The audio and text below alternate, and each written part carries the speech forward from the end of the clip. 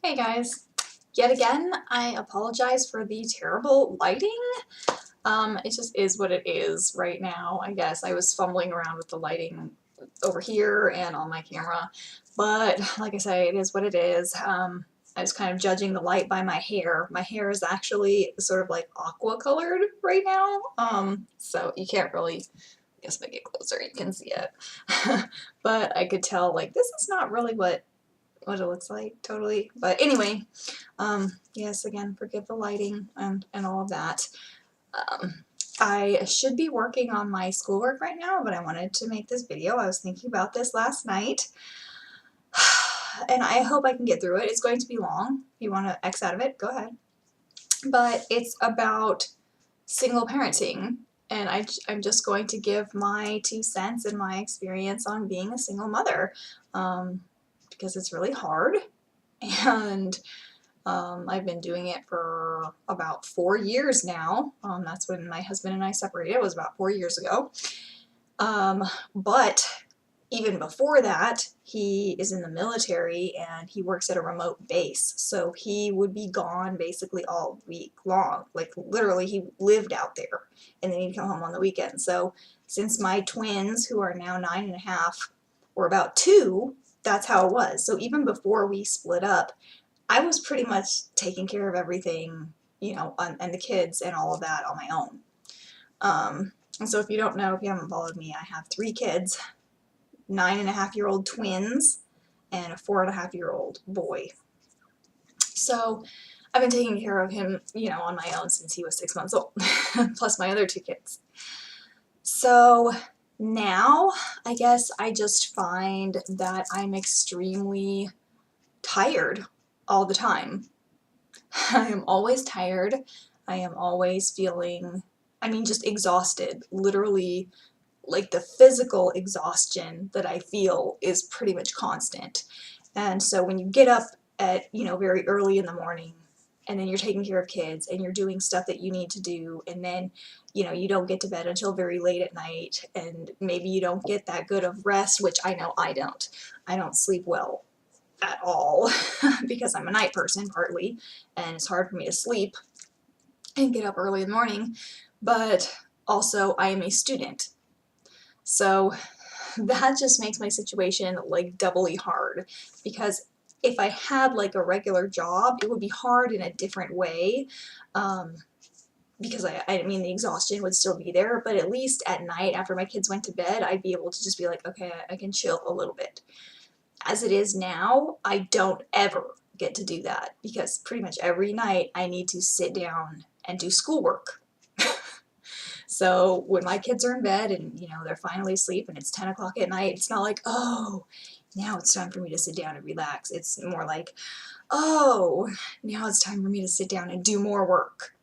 And so that is like the mental exhaustion portion of it that I was able to kind of like keep it together a couple years back when I first started back to school. I guess it was about 3 years ago that I started back to school to finish my bachelor's degree.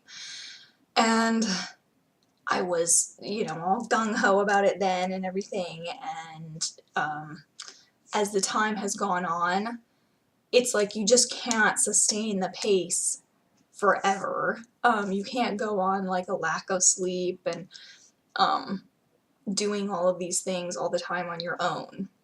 It's really catching up to me now, and I'm really, really, really feeling it, and I feel stressed out all the time, and I'm sure most single moms would agree with that the stress level is like way up here. It's like way up beyond your head a lot of the times, and I think it's worse for me in some ways than some people because I have 3 children. It's not like I just have 1 kid or even 2 kids. I have 3 kids, so I'm the last priority. Like, I am the last thing.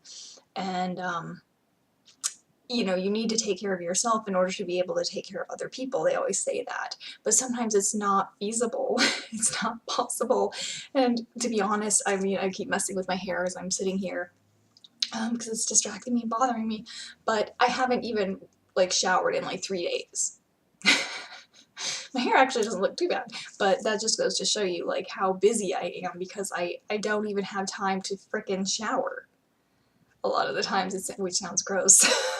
But I mean, it is what it is because I have to take care of everybody else's needs before mine. And, you know, it just, I think when my kids were small, like when my son was born, I guess, I kept looking forward, like, okay, at some point he'll be 1, and then he'll be 2, and he'll be 3 and 4 and 5, and, you know, all these stages that would come. And I kept thinking, at this point, it's going to get easier. At that point, it's going to get easier. Hasn't happened. Things continue to change, but I would not say that they are any easier than they were. They're just different. And the difficulties, you know, go from like toddler kind of difficulties to adolescent difficulties. And so it just changes. And so I guess I, in ways, become acclimated to the stress and acclimated to all of the, you know, struggles. But I do struggle every single day. Um, and even though, you know, a lot of people wouldn't know it to look at me, I guess, in my day-to-day life, I mean, like, if people saw me, like, in school or whatever, you know, or just in the store and stuff, I'm usually like this, like, very, you know, smiley and how are you and cheerful and talkative and everything else. But, I mean, deep down underneath, especially at the end of a very long day, a very long, hard, stressful day, it's like there's this melancholy feeling. There really is this sort of almost constant depression that is there beneath everything because I realize that it isn't going to get any easier. And I do have some social support, so in that sense I'm lucky. My parents both live here. My dad helps me out with babysitting and stuff like that. But at the same time, it's not the same as having a partner. It is not the same as having somebody who is there, who you know will be there every day or most of the days to like pick up the slack, you know, just like the showering example, you know, please like watch these kids for 30 minutes so I can take a shower. There's nobody here to watch them. Just stuff like that, you know, hey, how about like you cook dinner and I'll wash the dishes, right? There's nobody to do it. I have to cook the dinners and wash the dishes and do the laundry and vacuum and, you know, all of this stuff. And that's not to say that my kids don't help out. I do make my kids help out some, but still, it's just the mountain of stuff. The daily responsibilities of life just overcome everything else. All of that, dinner, cleaning, errands, my kids' homework. You know, when people get sick, that's another really big one. Unfortunately, my kids do not have the greatest health, and neither do I.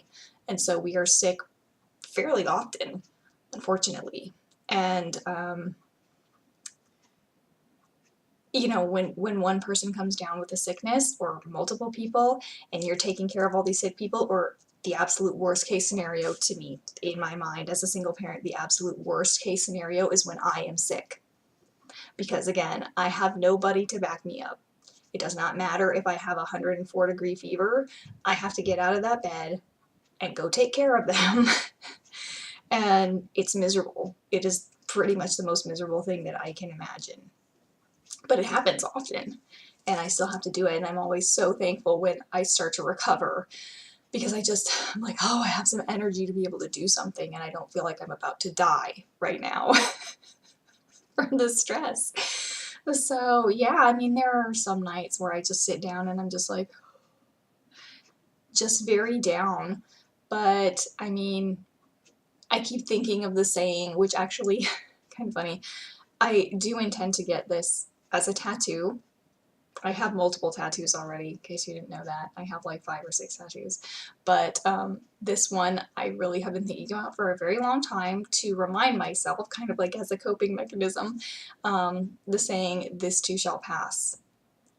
That it doesn't matter how hard it is, you know, I have to remind myself sometimes every night, you know, leave this behind you today. tomorrow is a new day. You're one day into the future, you know, like your life is not always going to be like this. And I do remind myself of that daily, usually. That, like I said earlier, there's changes, especially with children. They change quickly, and I can't believe it's already been almost 5 years now since I split up from my husband, and that I've been a single parent. And I did not, ever remarry, and I've dated a few people, but it was not serious, and I didn't really care one way or the other, and I have no intention of getting married again.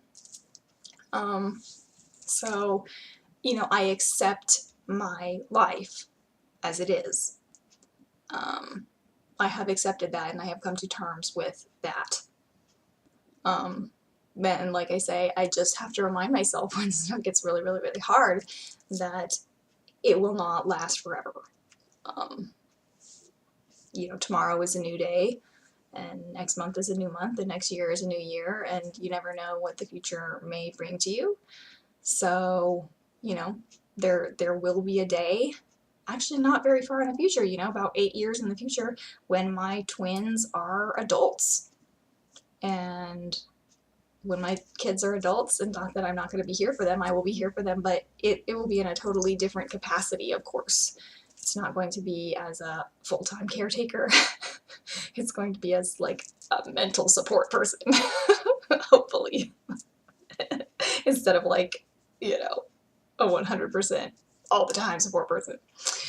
So anyways, that's just kind of, my thoughts on it, that it's really, really difficult and it's a struggle, but I keep getting up every day and I keep plugging along, and, it is what it is, and I'm making the best of it.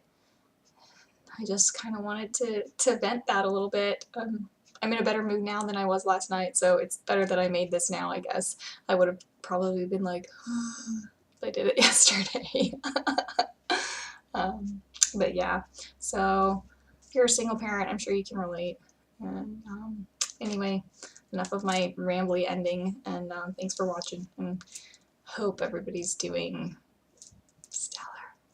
Yay!